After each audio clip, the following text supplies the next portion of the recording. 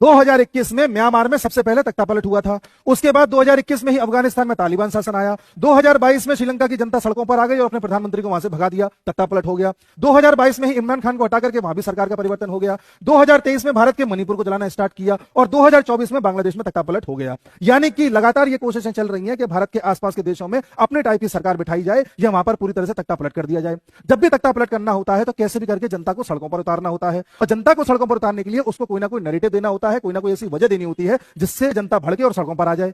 इसलिए समय समय पर भारत में कभी किसान आंदोलन करा दो, कभी लद्दाख में प्रोटेस्ट करा दो, कभी मणिपुर को जला दो, कभी एक के बाद एक रेल हादसे करा दो, कभी एक के बाद एक पेपर आउट करा दो। कब तक आप चीजों को संभालोगे? कभी ना कभी कुछ ना कुछ तो ऐसा होगा कि लोगों में गुस्सा आ जाएगा और एकदम से सड़कों पर आ जाएंगे। बस उसी पॉइंट पर ऐसा कुछ काम कर दो कि सरकार बदल जाए।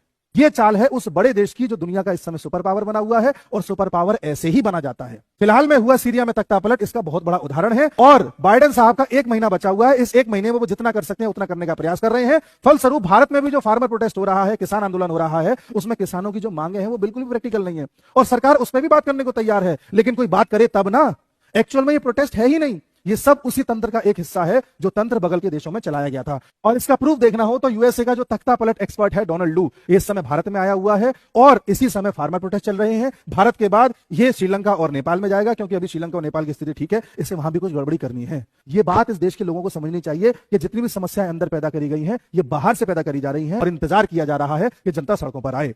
वो तो मैच्योरिटी है इस देश के प्रधानमंत्री की कि हर मामले को शांति से, धैर्य से और ठंडेपन से डील कर रहे हैं। अगर किसी भी चीज में उन्होंने स्टेप गलत उठा दिया या पुलिस के द्वारा एक लाठी चार्ज भी करवा दिया तो ये क्या हाल करेंगे इसका अंदाजा आप लगा सकते हो।